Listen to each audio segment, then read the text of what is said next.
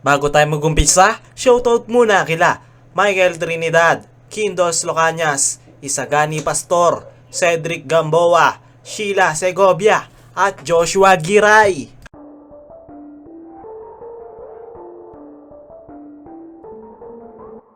Kumusta mga chong? Nandito na naman tayo para sa PBA Updates. Calvin Abueva, ang player na mag-aangat sa Magnolia Hotshots, at Simon Enciso, nagsalita na. Matutuloy na nga ba sa Barangay Ginebra?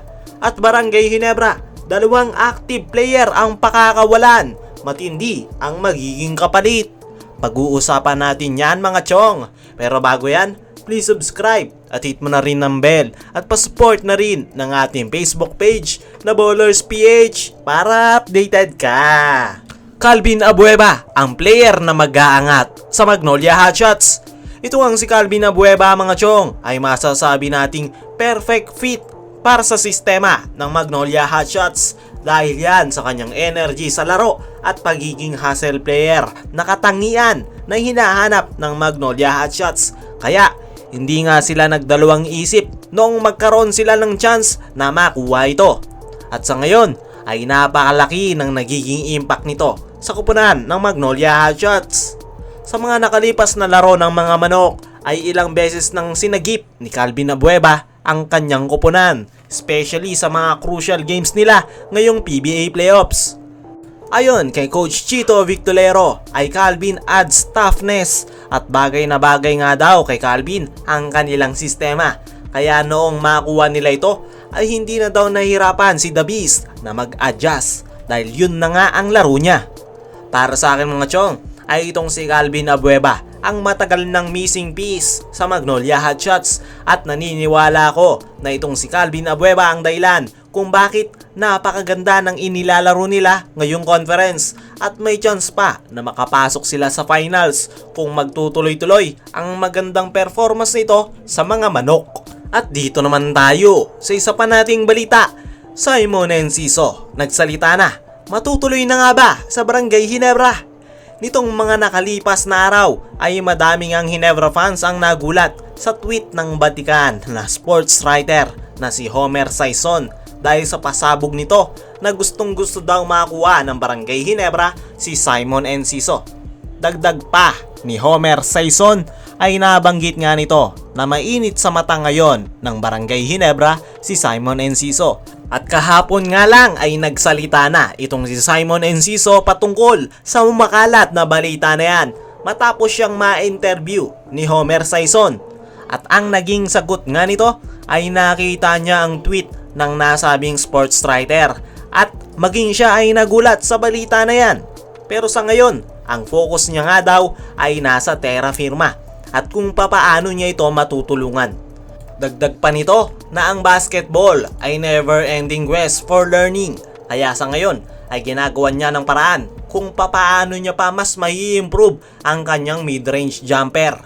Para sa akin mga chong ay hindi magtatagal itong si Simon Enciso sa Terra Firma Jeep.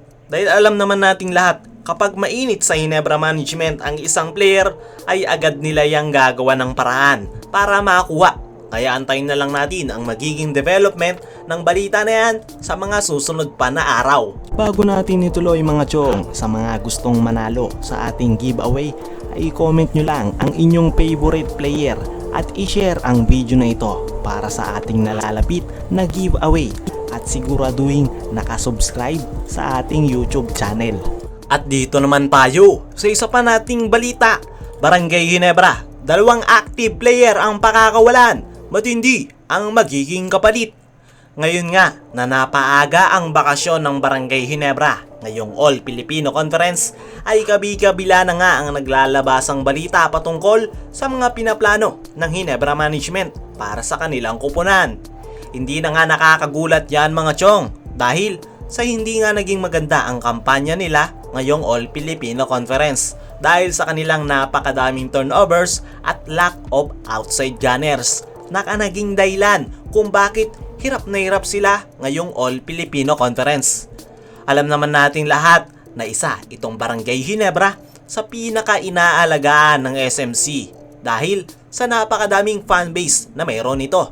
Kaya ngayong napaaga ang kanilang bakasyon ay expected talaga na malaking pagbabago ang mangyayari sa koponan ni Coach Tim Cone. Ayon nga sa post ng isang PBA source na ito ay sinasabing Ginebra set to trade at least 2 active players before second conference start.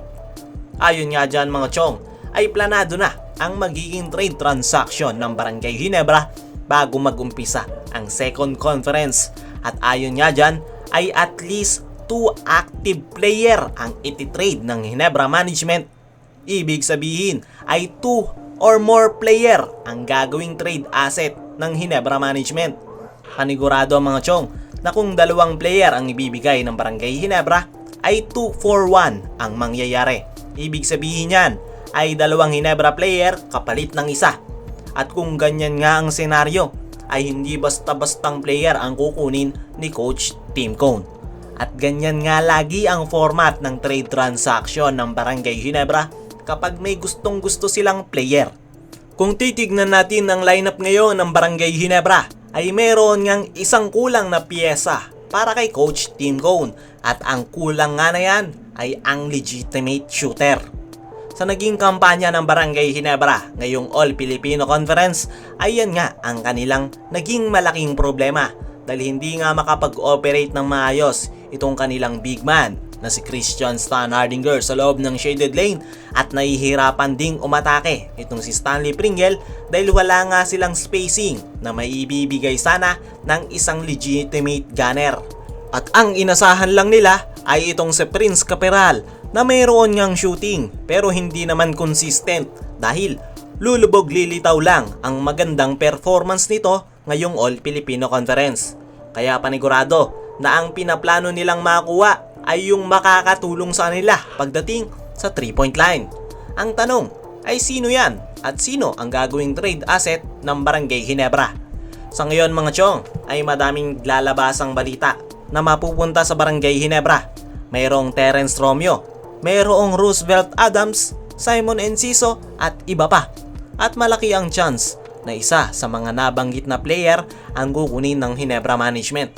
At ang gagawin namang trade asset ay isa kila Kent Salado, Prince Caperal, Jeff Chan at Arvin Tolentino ang ibibigay nila para makakuha ng caliber player. Pero antayin na lang natin ang magiging development pa ng balita na yan. Ano sa tingin niyo mga chong? Sinong legit shooter ang kukunin ng Barangay Ginebra? At sino ang gagawin nilang trade asset? I-comment mo lang dyan sa ibaba at babasahin natin yan. At yan lang muna ang balitang PBA natin mga chong.